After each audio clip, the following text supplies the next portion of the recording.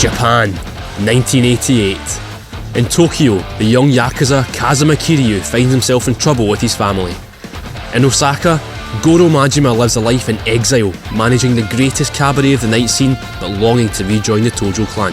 Cue lots of fighting, lots of drinking, lots of shirt ripping, and lots of pain. If you've not played a Yakuza game before, first of all, where have you been? We've been raving on about them for years.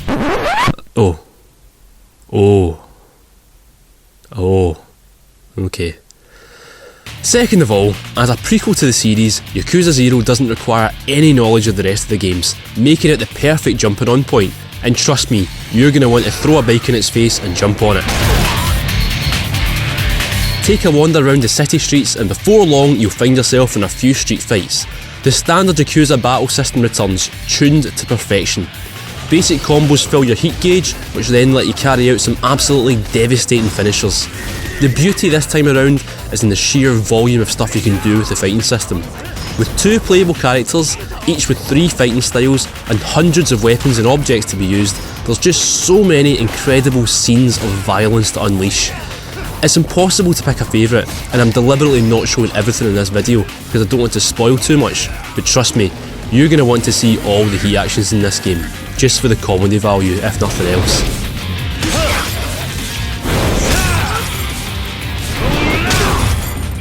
And when I say the fighting system has been tuned to perfection, I really mean it. I've always sighed in disbelief when I see people say the fights in Yakuza feel dated and scrappy, because to me they've always been the perfect example of tight, arcade gameplay that I love so much, but this time they really have worked magic. Take Kiryu's rush style. At first I dismissed it as a standard weak but quick type of thing, the kind of fighting style that I don't usually go for in video games. But it's incredibly technical, with dodges, feints, bobbing and weaving around counter punches. It ended up being my de facto choice for boss fights, because it felt like the game became close to a boxing simulation. It worked that well. Majima's styles have a bit more theatricality than Kiryu's. At any point he can pull out a baseball bat and wave it around like that bit in the Raid 2 with his slugger style, or he can beat folk up using his breaker style, a mixture of capoeira and breakdancing that makes short work of groups of enemies, especially when you unlock some of the heat moves for it. You'll see a lot of cash flying around when you beat folk up. Apart from adding to the decadent 80s vibe, that cash is used instead of experience points to unlock new moves and health upgrades. It's a really cool system. The more damage you do with flashy moves, the more cash you get, which lets you unlock more cool moves. You also have to save some of that cash for the game's other pursuits though. The cities of Kamurocho and Sotenbori are full to the brim with stuff to do. After Yakuza 5's epic 5-city sprawl, it might seem a bit disappointing to be stuck with just 2 this time, but I think there's more to do in this game than in any other Yakuza game before. Go to the Sega high-tech land and there are arcade-perfect versions of Outrun and Space Harrier, and the local Sega staff will actually challenge you to beat their scores this time too. Wait a minute, is that a guy with a flying gun, or is it a flying guy with a gun? I guess we'll never know. Wander down the street to the nightclub and dance to some cracking 80s pop rip-offs. There's the return of my favourite Yakuza minigame, the karaoke, but this time it's in a dingy wee bar instead of an upmarket karaoke club because it's the 80s.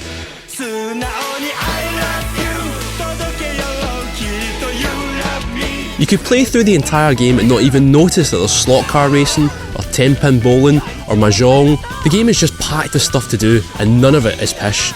Not even the 100 sub-stories are a chore. In other games, a side quest usually means some guy somewhere needs 10 apples and you need to go and find them. But in Yakuza, a side quest is an invitation to be part of a whole other storyline.